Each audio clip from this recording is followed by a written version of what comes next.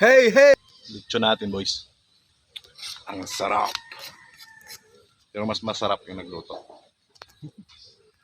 Hoy kahoy, ayan na mga koys, sobrang pula no. So maglitson tayo mga koys. Yang kulay itim na yan mga koys, yan tinuro ko mga koys. Yan ang titirahin natin. So ano pang tatagalan natin? Maglaga na kagad tayo ng tubig. Tapos nang patayin yan.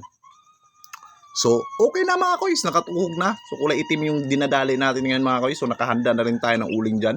So unang salang mga koys, ito na kagad mga koys. So huwag na natin patagalin yan mga koys. So pagdating yan, kalahating oras, ito na siya mga koys. 30 minutes. So after 1 hour mga koys, ito na yung kalalabasan ng ating lechon mga koys. So ilang minuto lang yan mga koys. After nyan mga koys, isang oras kalahati, ito na mga koys, pulang-pula na no. So after mga 3 oras mga koys, luto na yan. So ito na yon, pulang-pula mga koys. So itong native na baboy ang dinali natin mga koys, pero sobrang taba niya. So ang daming mantika. So sana magtagal yung crispy niya mga koys, kasi dadalhin pa yan sa malayong lugar mga koys. So ready to pick up na to mga koys. So sino pang gusto niyan mga koys, PM nyo lang ako. Dito lang sa Cavite. Pwede natin lechonin sa harap ng bahay nyo. So PM na!